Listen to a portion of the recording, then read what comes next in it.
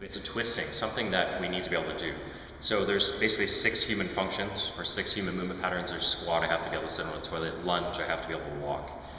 Twist, I have to be able to twist, reach for things. I have to push, I have to pull the fork to my mouth. And then the last one is I should be able to break at the hinge. So twist, though, tends to be something that can cause a lot of pain. Some people have great rotation to the point that their spine is unstable. Most guys tend to be very stiff. If you sit at a computer for a living, you need to learn how to do this and you should test yourself. So let's talk about the best way to test a twist, in my opinion, and then know that the test is probably also one of the better fixes. There's 2 kinds of twist. My ability to twist with my hips, okay, so let me show you that.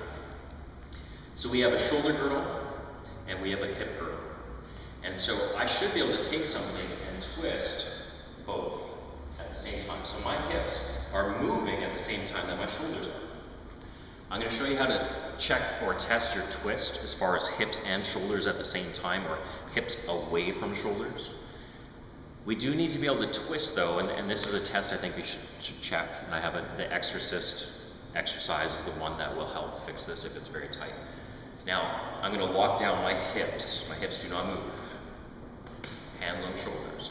How far can I twist without bringing my hips or changing something else? I'm trying to twist my shoulder girdle one way and the other. Decent flexibility, and mine's actually very stiff right now.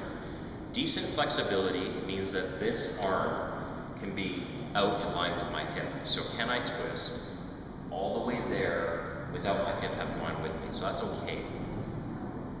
Ideally, it would be a bit more, okay? But know that the hip is locked down. That's what you need to do. If you're like,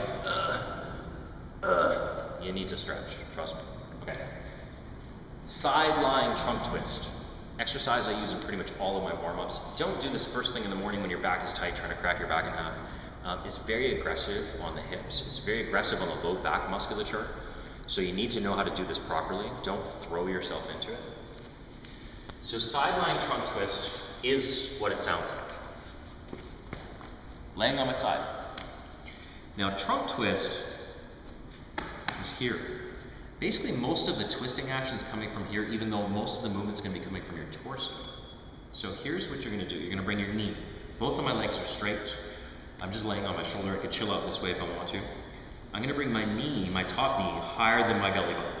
That's what I'm aiming for. Now, I've seen this sometimes where coaches will put foam rollers. That's actually a smart idea. What I prefer to do is actually take the bottom hand. You'll have to suffer with holding your own heavy brain up. But I like to put my knee down on my wrist.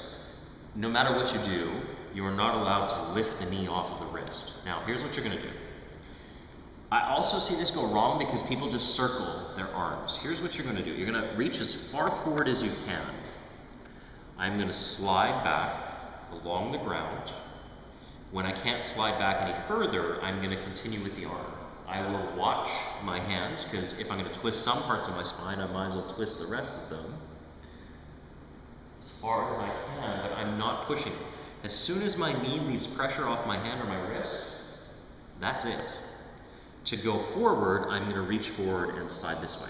Now the reason why I don't go here is because a lot of people will twist from lumbar thoracic junction too much, and then you end up with back spasms. I've had that. They don't rotate through here. Now what ends up happening if you watch my hips, as I slide along the ground, this is forced to go with me. If I just do this, this doesn't have to move at all. So slide along the ground. Slide along the ground.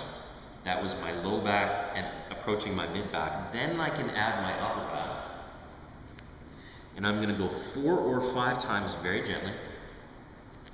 If the neck starts hurting, and some people it will, put your knee on the ground, hold your head. Okay? Most women I know that have fairly wide hips can get their hand all the way to the ground. That's good, that's a good thing. They may be testing false positive because they're already laying on their back. You should be laying on your shoulder. So again, slide, twist. So I'm about 8 inches off the floor. The other side, I am side lying, knee higher than my belly button, hand underneath, slide along the ground, and twist that way. So I'm quite a bit tighter on this side. I'm going to work at that.